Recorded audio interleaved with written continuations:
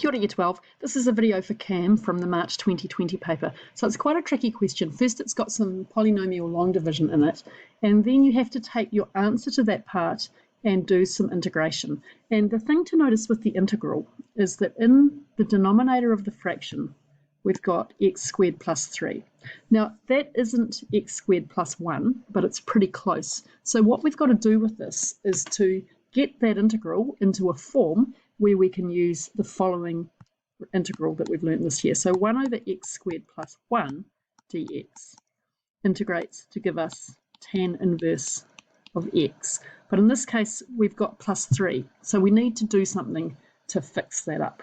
I'm going to do this without using u substitution in here and just do backwards chain rule, but you could use u substitution for this second part. But as usual, I'm getting way ahead of myself. So we'll do 5a first, which is to find the quotient and remainder, and I'm going to use polynomial long division for that. So we've got to be careful when we have polynomial long division not to have any missing places. So we've got 2x cubed minus x squared plus 6x minus 3. And then here we're dividing by x squared, and I'm going to put a plus 0x in there to keep all my place value lined up straight. So the first question we ask is x squared times what will match up with 2x cubed? And that's going to be 2x. Now we multiply the 2x by all of this.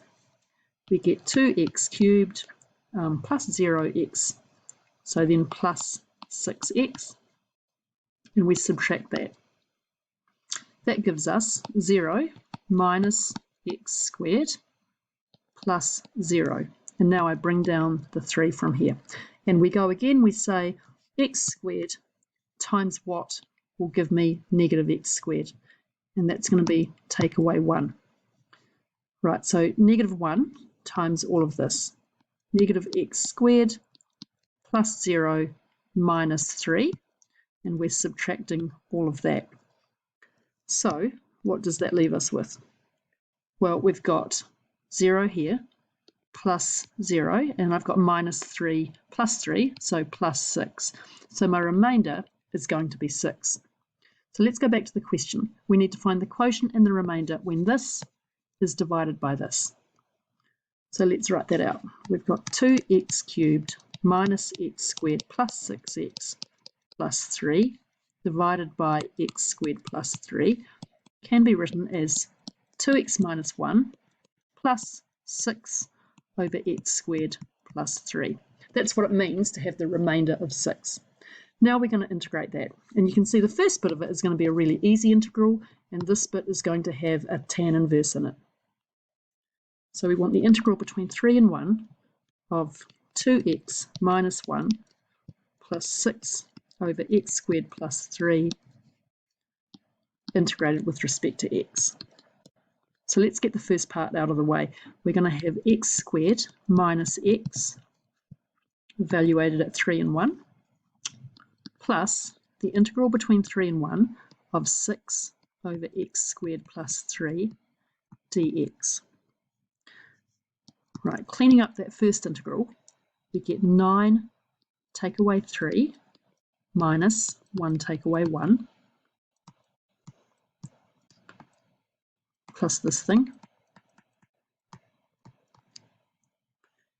right, which gives me 6 plus 6 times the integral between 3 and 1 of 1 over x squared plus 3 dx. Right, now remember that we want to get this into the form x squared plus 1. So it feels to me a bit like what we do when we're forcing in the binomial expansion questions to make them fit the pattern that we want. Let's see what we can do. Well, if we want to have this be plus 1, we need to take out a factor of 3. So it's going to be 1 over 3 into x squared on 3 plus 1 dx, which gives me 6 plus 6. Well, let's do 6 over 3 here. 1 over, so now it's x on root 3 squared plus 1 dx. And you can see that we're back to the pattern that we want, which is that the integral of 1 over x squared plus 1 dx is tan inverse of x plus c. So we're nearly there. I'll just erase that.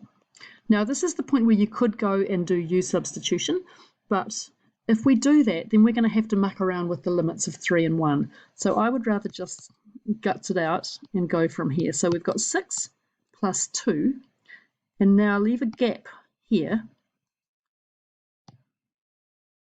We're going to have tan inverse of x on root 3 squared.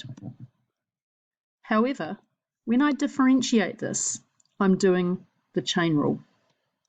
Sorry, that should not have a squared there, right? And so the inside function has a derivative of 1 on root 3. I have to reverse that out, right? So because this will give me the 1 on root 3, I have to multiply the 2 by root 3.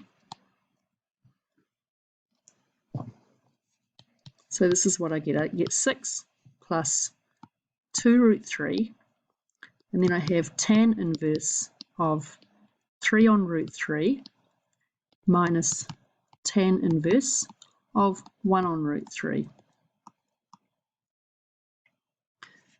which is 6 plus 2 root 3 times tan inverse of root 3 minus tan inverse of 1 on root 3.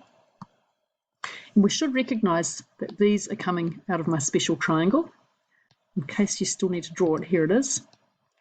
So this angle here is pi on root 3, this side is 1, and this side is root 3. And up here we've got pi on 6.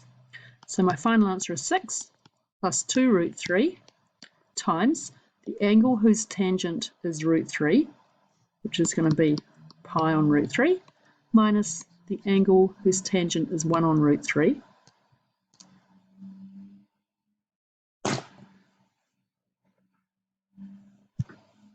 Okay, my OneNote's just stopped working. I'll just see if I've got it back.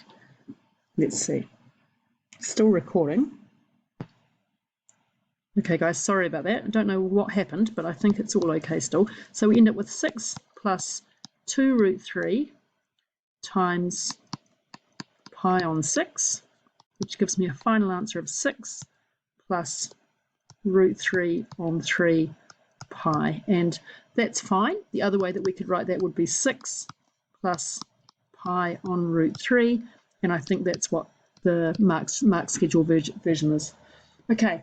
So thanks for watching. Now, I think the hardest bit in here is doing this without doing a U substitution when we haven't done lots of practice at questions like that. So I'm going to chuck out another video up with about 4 or 5 examples in the same pattern later on today.